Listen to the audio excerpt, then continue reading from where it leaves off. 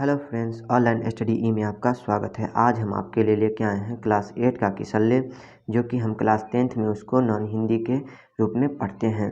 तो नॉन हिंदी के रूप में हम पढ़ते हैं, तो इस वीडियो में हम देखेंगे कि क्लास 8 का किसल्ले जो कि 10th में भी आता पढ़ाई होता है, जो कि उन बच्चों को पढ़ाया जाता है जो सब्जेक्ट में मैथिली या उर्दू लेते हैं। तो हम पहला क्वेश्चन आज का हम देखते हैं। ईद के दिन आमीना क्यों उदास थी। तो वीडियो में आगे बढ़ने से पहले यदि आपने हमारे चैनल को सब्सक्राइब नहीं किया है तो सब्सक्राइब कर लें, बेल आइकन को दबाना ना भूलें। वीडियो पसंद आए तो लाइक करें। आप लोग हमारे वीडियो को लाइक तो करते हैं पर सब्सक्राइब नहीं करते हैं, तो कृपया आप हमारे चैनल को सब्सक्राइब करें। ईद के दिन आमीना क्यों उदास थी। ईद के दिन आमीना इसलिए उदास थी क्योंकि उसके घर में एक भी दाना नहीं था। ईद के दिन आमीना इसलिए उदास थी क्योंकि उसके घर में एक भी दाना नहीं था। फिर हामिद अकेले कैसे 3 कोस तक पैदल चलकर ईदगाह तक जाएगा, यही सोचकर अमीना उस दिन उदास थी। इस कहानी जो है पूरा ईदगाह कहानी, इसका लेखक प्रेमचंद है, जो कि ऑब्जेक्टिव में पूछा जाता है। और इस कहानी का मुख्य पात्र हामिद, और हामिद की बूढ़ी दादी का नाम अमीना है, यह भी ऑब्जेक्टिव में पूछा जाता है। और 5 नंबर में ईदगाह कहानी का सारांश लिखे या संक्षेप में उसका लिखने का जवाब मांगता है। तो आप इस वीडियो में देख करके समझ सकते हैं।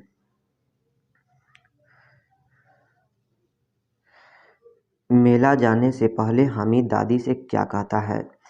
तो हामिद मेला जाने के लिए दादी से कहता है कि मेला जाने से पहले हामिद दादी से कहता है, तुम डरना नहीं अम्मा, मैं सबसे पहले आऊँगा, बिल्कुल न डरना। हामिद 3 से 4 साल का लड़का है और ईदगाह कितने गांव से कितने कोस दूर है, 3 कोस।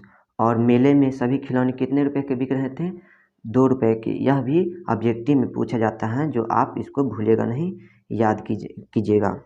तो अगला प्रश्न है हमारा,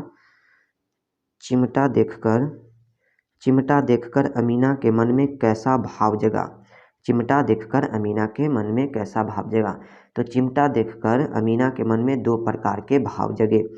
पहला, अमीना सोचती है लड़का कितना बेसमझ है।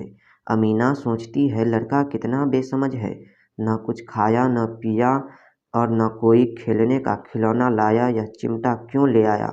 लेकिन जब हामिद ने कहा, तुम्हारी उंगली तवे से रोटी उतारते समय जल जाती थी, इसीलिए मैंने ले लिया, तो दादी के भाव बदल गए। दूसरा पॉइंट, दूसरे भाव में दादी सोची, हामिद में कितना त्याग और विवेक है। बच्चे को मिठाई खाते देख अवश्य ललचाया होगा, लेकिन बुढ़िया दादी का ख्याल बना रहा। तीसरा,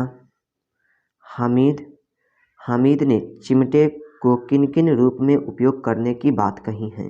हामिद ने चिमटे को किन किन रूप में उपयोग करने की बात कही है। आंसर की ओर बढ़ते हैं। हामिद चिमटे को विभिन्न रूपों में उपयोग करने की बात कही है। कंधे पर रखा तो बंदूक हो गया, हाथ में लिया तो फकीरों का चिमटा हो गया, मंजीरे तथा खिलौने का जान निकालने वाला हथियार के रूप में उपयोग करने की बात कही है। तो वीडियो में हम यह 3 सवाल जो पढ़े हैं वह बहुत ही इम्पोर्टेंट है। यदि आपने हमारे वीडियो को अभी तक लाइक नहीं किया है तो लाइक कर दे, अगर चैनल को सब्सक्राइब नहीं किया है तो सब्सक्राइब कर दे। आपको सब्सक्राइब करने में कोई पैसा नहीं लगता, बल्कि वीडियो बनाने में हमें बहुत मेहनत लगती है। तो आप अगर सब्सक्राइब करते हैं चैनल को तो आपको आने वाला भविष्य में भी आपको फ़ायदा मिलेगा, बल्कि अभी बोर्ड एग्ज़ाम तक आपको फ़ायदा करेगा। तो इसलिए आप हमारे चैनल को सब्सक्राइब कर दे।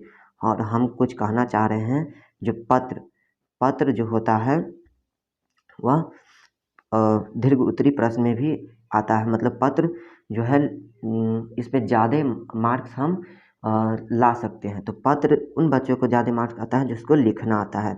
तो पत्र हम उन बच्चों को सिखाना चाहते हैं जिसको लिखना नहीं आता है। यदि उन बच्चों को पत्र नहीं लिखना आता है वो कमेंट करें, हम उनको पत्र लिखने का वीडियो बनाएंगे और ज़रूर बनाएंगे। यदि आप कमेंट करेंगे तब हम बनाएंगे, नहीं तो नहीं बनाएंगे। यदि एक बच्चा भी कमेंट कर देगा तो मैं बनाऊंगा। पत्र लिखने का फॉर्मेट जो होता है वो बहुत ही आसान होता है। बहुत बच्चे क्या करते हैं, पत्र तो उनको लिखना आता है लेकिन वो फॉर्मेट उसका गलत कर देते हैं, इसके कारण उसको नंबर नहीं मिल पाता। पत्र दो प्रकार के होते हैं, या तो किसी एक जैसे कि ऑफिसर के पास लिखना होता है तो उसमें कुछ पहले ही से लिखा रहता है, फॉर्मेट होता है उसमें लिखना पड़ता है। यदि किसी भाई को लिखना है, शादी में जाना है तो उसको भाई को लिखना है प्राध्यापक के पास, तो उसमें फॉर्मेट लगता है। तो आज के वीडियो में हम इतना ही सीखें, और अगर पत्र आपको नहीं आता है लिखना तो आप हमें कमेंट ज़रूर करें, हम आपके लिए ज़रूर वीडियो बनाएंगे।